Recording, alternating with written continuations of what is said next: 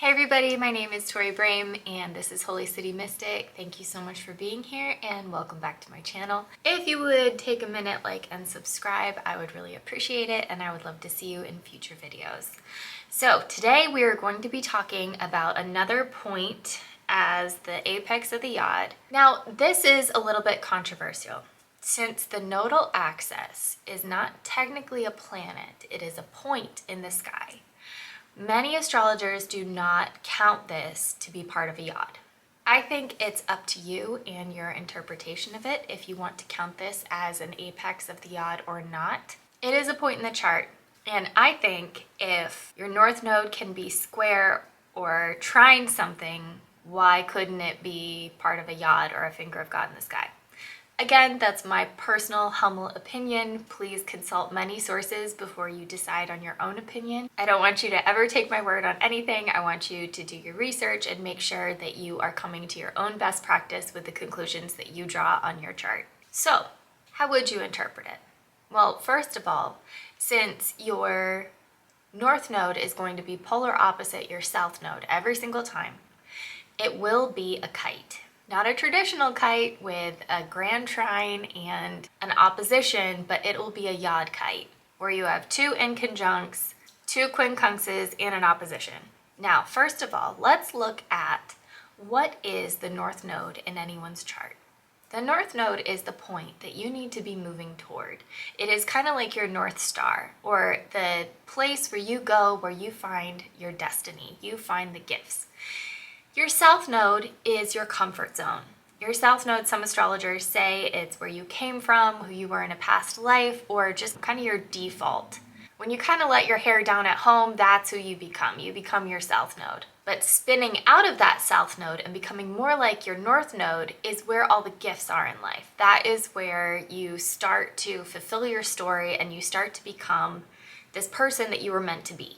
So, if you've seen any of my other videos, you know that the apex of the Yod is a very strong destiny point. And your north node is also a strong destiny point. So it's kind of like double destiny. So a lot of things are going to happen to you in this lifetime. Like a lot of things that you really can't explain. You're also going to feel very called to something.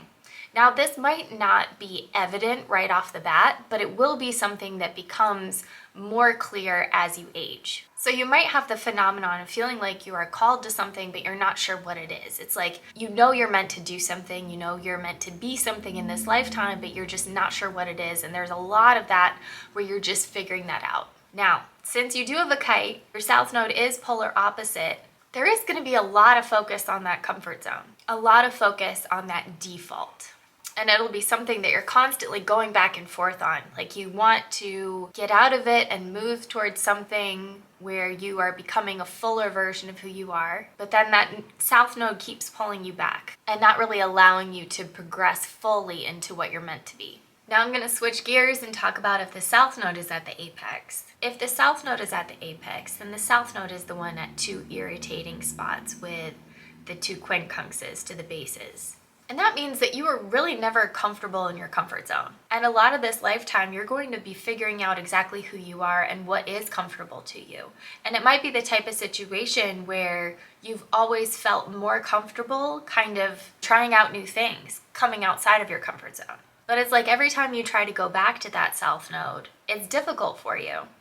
And there's probably something in your south node that you are really meant to overcome in this lifetime. Some kind of addiction or way of being or something like that that you really need to be able to move past eventually. So if it's your south node or your north node at the apex of the Yod, pay attention because they are going to be different. With either one of them, it's going to be hard to have this aspect, and there's going to be a lot of things that are lessons for you in this lifetime. Now, what the nodes are eclipse points. So if you pay attention to your nodal returns, or really just wherever the eclipses are that year, that'll really give you more insights into what that Yod is for you. So if your north node is in Libra, every time either there's an eclipse in a Libra or an eclipse in Aries, that is going to be setting off sparks in your life, and it will really give you insights as to what that Yod means for you and what you are meant to do with that Yod. If you would like more information about how to find a Yod in your chart or what that looks like, please check out my other video. I'll link it below. And if you have this aspect, please let me know how it's going. I'm always excited to hear more stories about these. And as always, I will talk to you next time.